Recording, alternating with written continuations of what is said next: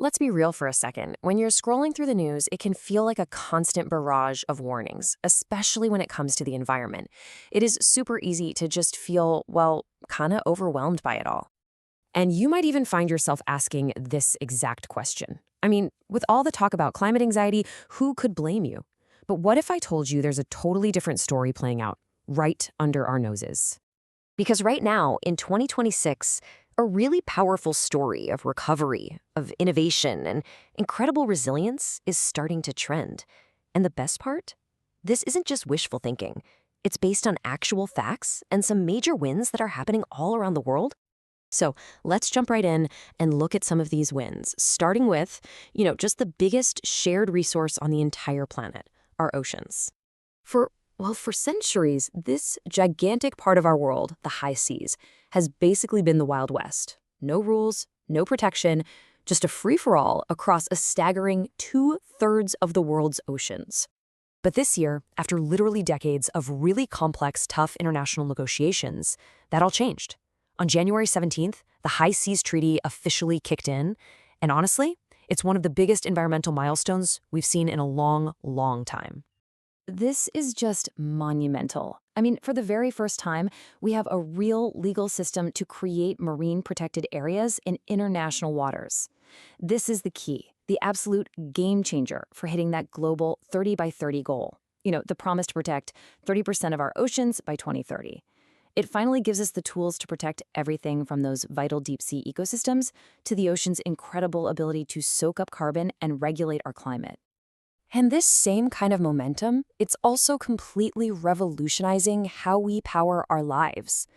The whole idea of a clean energy transition isn't some distant dream anymore. It is happening as we speak. You have to see this. For the first time in history, in a huge market like the European Union, wind and solar generated more electricity than fossil fuels. This isn't a forecast. This is what actually happened. We've officially crossed the tipping point. So why is this happening so fast? Well, here's the crucial part, the cost. The tech is just getting so much better and so much cheaper. Take battery storage, which is absolutely key for a stable grid.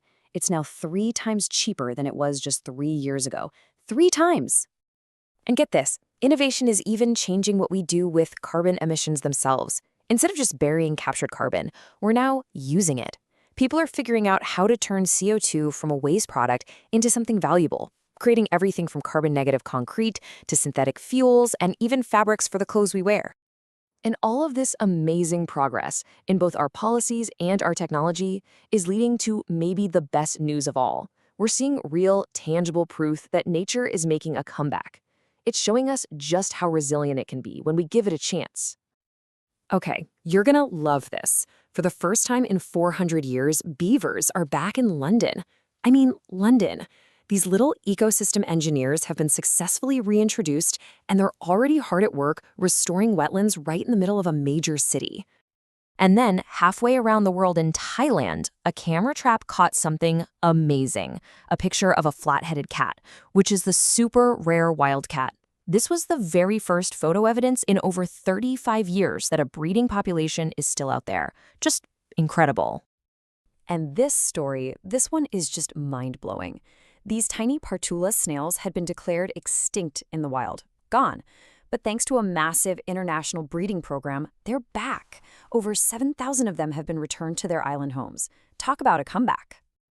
And look, these aren't just isolated, feel-good stories. They are part of a much bigger trend. Green sea turtles have been officially upgraded from endangered all the way to least concern. The North Atlantic right whale population is seeing a slow but steady recovery, and in Australia, new wombat joeys are giving real hope to a critically endangered species. It's just clear proof that when we focus our efforts, conservation really, really works. So, okay, we have all these positive stories. What does it all actually mean for the future? Well, it means that optimism isn't just a nice feeling, it's a tool. It's a roadmap that shows us what's possible. And a huge piece of that roadmap is this massive shift we're seeing in accountability. Think about it. Not that long ago, huge areas of public land were being sold off to fossil fuel companies. Now, those kinds of sales are being stopped in court. Projects that used to get funding easily are now seeing dozens of banks pull their support. And we're even seeing new laws that actually make polluters pay for climate damages. The whole landscape is changing. And this quote right here, it just perfectly captures the big takeaway for 2026.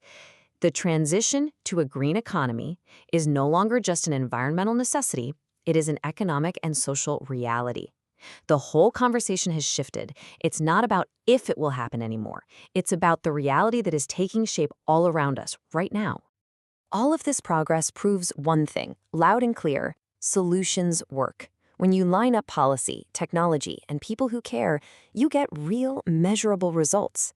So it leaves us with one final, pretty powerful question to think about. If this is all the good news we're seeing today, just imagine what story we'll be able to tell tomorrow.